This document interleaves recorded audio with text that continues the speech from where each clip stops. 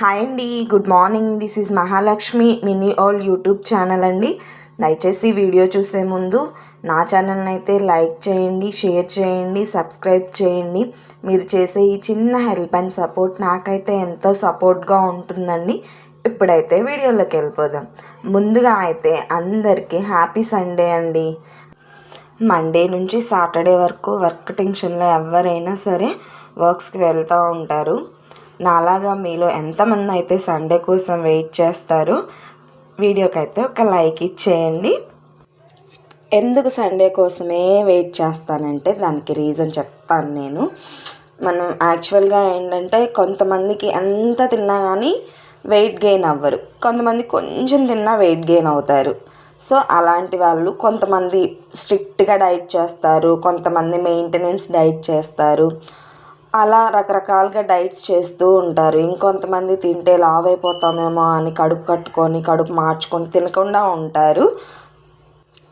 So అలాంటి వాళ్ళైతే weekly 1 cheat day పెట్టుకోవచ్చు. సండే నేనైతే సండే ఫుల్ ఎంజాయ్ చేస్తాను.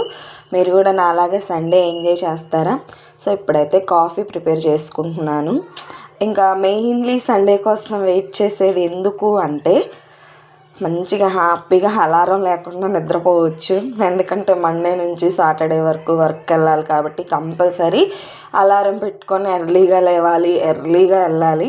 సో సండే అయితే మ్యాక్సిమం ఒక 7:30 వరకు నిద్రపోవచ్చు. ఇప్పుడైతే టైం 9 అయింది. నేనైతే ఈరోజు 9కి నిద్ర లేచాను.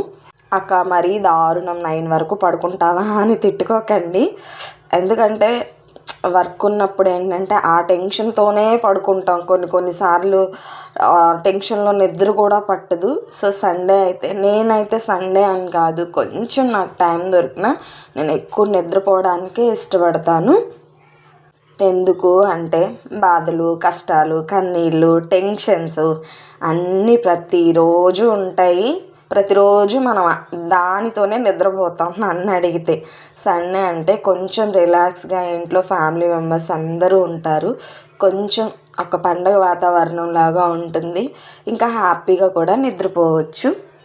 సో అలా అని నేను ఎప్పుడు అందుకే సండే ఇష్టమైన ఫుడ్ తినొచ్చు, ఇష్టంగా నిద్రపోవచ్చు అని చెప్పి నేనైతే ఎప్పుడు సండే కోసం వెయిట్ చేస్తూ ఉంటాను. కాఫీ అయితే రెడీ అయిపోయింది.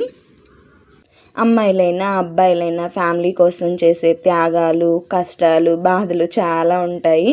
సో కాబట్టి ఇలా కొంచెం మనకు నచ్చినట్టుగా రోజుని ప్లాన్ చేసుకుంటే మానసికంగా హెల్తీగా హ్యాపీగా ఉంటాము. ఇదండి. Thank you so much.